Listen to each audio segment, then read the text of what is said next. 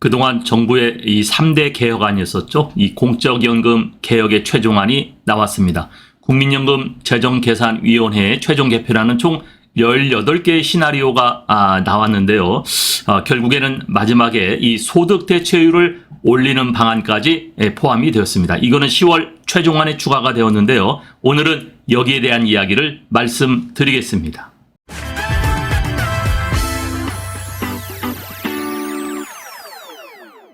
공적연금 개혁 최종안에 이 소득 대체율 인상안이 포함되었습니다. 네, 국민연금 개혁안에 더 받는 안 막판에 추가가 됐는데요. 국민연금 더 받는 안이 추가되고 소득 대체율은 45%에서 50%로 인상되는 안이 포함이 되어 있습니다. 그런데 이렇게 소득 대체율이 올라가면은 아무래도 재정 고갈이 빨라지겠죠. 청년 세대에 내는 돈도 크게 늘어날 것 같습니다. 네, 그런데요, 지난번 이 보건복지부 장관이 이 국정감사에서 고영인 의원이 이 국고를 지원하는 방안을 묻자 현재 보험료율은 다른 국가의 절반밖에 되지 않는다 이렇게 이야기를 했는데요. 국민연금 보험료율이 이제 인상이 되면은 국고의 지원 방안도 이제 준비되지 않을까, 저 그런 생각을 갖는데요. 오늘은 어쨌든 이 공적연금, 국민연금 소득대체율 인상안이 포함된 내용과 기초연금은 과연 어떻게 될 것인가를 말씀드려 보겠습니다. 자, 국민연금 개혁을 논의하는 이 정부 자문기구인 국민연금 재정계산위원회가 받는 돈인 소득대체율을 인상하는 방안을 최종 보고서에 포함하기로 했습니다.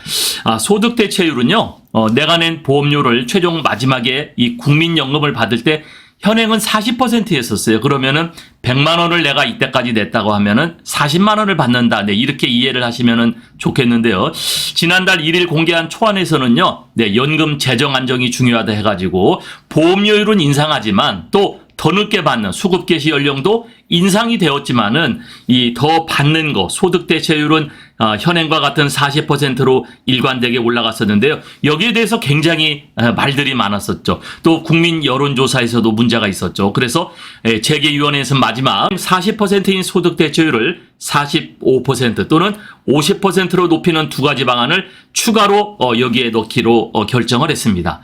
그래서 보험료율 인상은 12%에서 18%, 또 수급 개시 연령은 66세에서 68세, 또 기금 투자 수익률로 재고를 하고요. 여기에 반쪽 보고서라는 비판이 일자 소득 대체율은 45%, 50% 두 가지 안을 여기에 넣기로 하였습니다.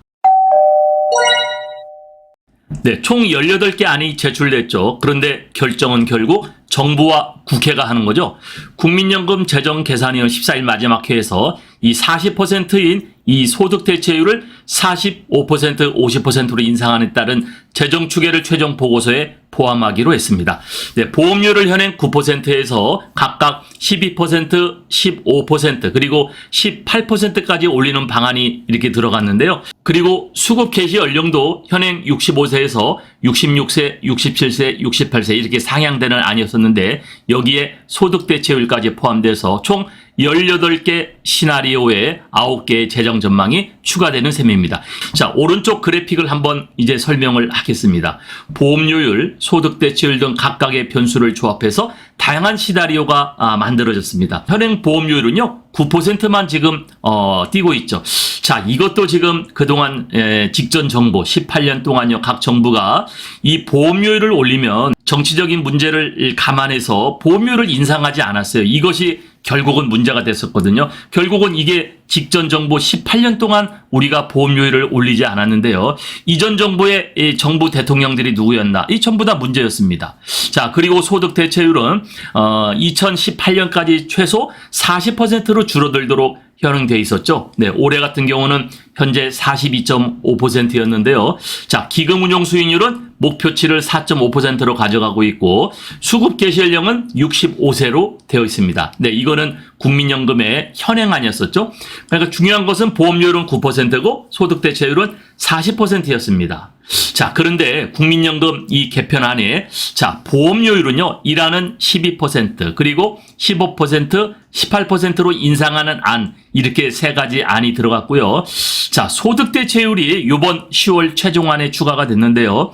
현행은 40%로 가져간다고 이렇게 했지만 이 안은 45%, 그리고 3안은 50%로 이렇게 조정하는 안이 들어갔죠.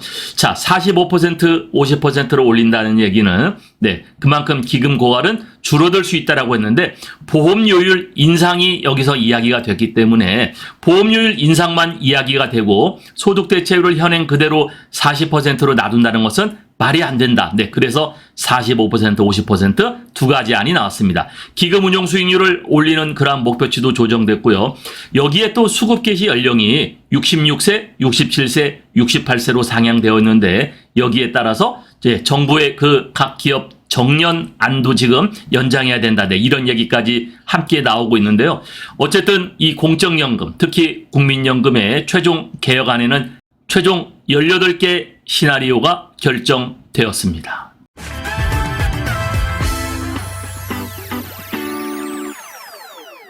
자, 공적연금 개혁 최종안. 이날 이 재정계산위원회 위원장은요, 소득 대체율 인상 방안을 새로 포함시킨 이유로서 국민들이 연금 개혁에 대해서 판단할 수 있는 근거 자료를 제시하고자 했다. 결국 이렇게 이야기를 했지만요. 이거는 표면적으로 밝힌 이유였었고요. 이 소득 대체율 인상안이 빠진 개혁안으로서는 국민들을 설득할 수 없다라는 우려가 결정적으로 작용했다는 그런 분석이었었거든요. 이 국민들이 보험료율만 올리고 소득 대체율을 올리지 않는다고 이걸 누가 이거를 공감하고 이거를 수용하겠습니까? 그래서 보험료율을 올리기 때문에 소득 대체율도 올릴 수밖에 없었다. 이렇게 이야기를 했습니다.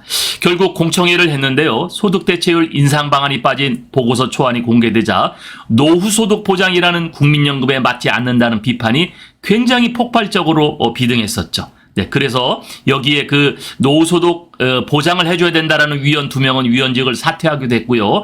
회의 도중에 뛰쳐나가기도 했다라는 그러한 후문이 있었는데요. 결국에는 소득 대체율 상향 없는 보험료 인상은 반대하는 이런 목소리가 반영이 됐다, 이렇게 보여집니다.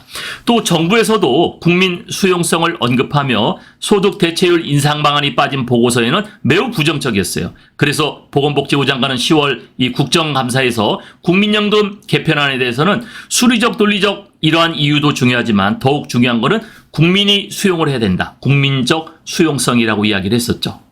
그래서 또한 이 연금개혁특별위원회가 국회에 있는데 이 연개특위도 활동기한을 내년 5월까지로 연장하기로 합의를 했습니다. 결국 우리가 그동안 이야기했던 이번 이 공적연금 개혁은 지금 총선이 있기 때문에 총선 전에는 안 된다. 누가 그 빨간 십자가를 매겠습니까? 그러면 표가 떨어지죠. 그래서 아마 연금개혁특별위원회도 연장된 거 보면은 결국은 다음 국회에 가서 이것이 결정될 것으로 보여지는데요. 21대 국회에서는 어렵고 22대 국회에 가서나 결정이 될 것 같습니다.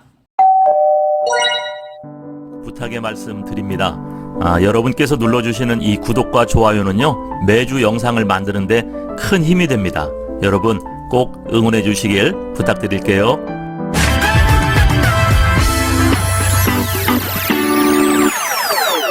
오늘의 영상 결론인데요. 국민연금을 먼저 보면요. 자, 보험료율 인상은 불가피했어요. 지난 18년간 올리지 않는 역대 정부의 이 문제가 있었죠. 이게 정말 정치적인 수를 감안해가지고, 계산해가지고 했는데, 이거 국가를 생각하지 않은, 국민들을 생각하지 않은 그러한 아주 얕은 수였습니다. 자, 지급 연령이 조정된다고 하죠. 66세에서 68세. 그렇다면은 소득 대체율 인상도 감안하여 이 결정이 될 텐데, 자, 지급 연령이 늦게 지급한다면 결국 소득 대체율도 조정되어야 된다.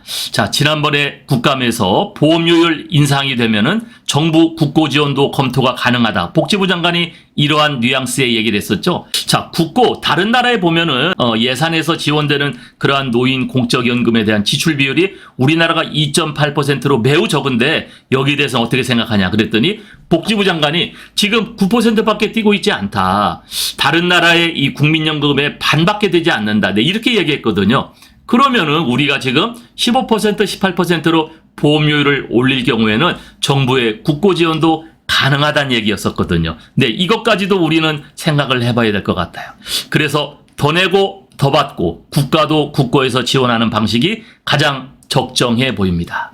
결국 이 공적연금인 국민연금, 기초연금, 노후세대의 안전판 역할인데요. 이러한 공적연금은 국가의 책무이자 또 최종 보루로서 노후세대를 일부라도 보장해줘야 되지 않나, 네, 이런 생각입니다. 자, 그러면 두 번째 기초연금인데요. 자, 기초연금은 그럼 어떻게 될 것인가? 자, 국민연금이 없거나 국민연금이 적은 이 연령층 세대, 이 사람들에게는 네, 기초연금을 기본 지급할 필요가 있다. 제가 누누이 주장을 했었는데요. 그래서 이거를 일정 기간, 일정 금액을 운용하자. 네, 이런 원칙을 제가 제안을 또 해봤습니다. 그리고 일부에서는 또 기초연금과 국민연금을 통합하자는 의견도 일부 있었거든요. 그래서 결국 은퇴자나 이 노후 세대를 보살피는 역할은 정부에서 해야 되는 중요한 책무인데, 자, 결국 우리나라의 이 공적연금인 기초연금과 국민연금, 여기에 대해서는 이번 국회에서는 불가능하고 다음 국회에서 아마 될 것 같은데요. 그렇기 때문에 내년 4월 총선이 매우 중요해 보입니다. 그래서요, 내년 4월 총선에서 국회의원들 선거를 하기 때문에 기초연금이나 공적연금에 대한 아마 정책이 본물처럼 나오지 않을까 생각이 듭니다. 여러분들도 잘 검토하셔서 여러분들의 마음이 가는 곳에 투표해 주시기 바랍니다. 오늘은 이 공적연금 개혁 최종안이 나와서 여러분에게 말씀을 드렸습니다. 어제 뉴스에 나왔기 때문에 굉장히 많은 기사들이 있는데요. 여러분들이 또 기사들도 한번 검토를 해보시면 좋겠어요. 보험료율은 올리고 여기에 소득대체율도 올리는 방안이 포함되어 있다. 이것이 오늘의 중요한 하이라이트였는데요. 어쨌든 이번 국회에서는 안 되고 다음 국회에서 이것이 정책적으로 결정될 수 있기 때문에 내년 총선이 매우 중요하다. 이렇게 말씀을 드립니다.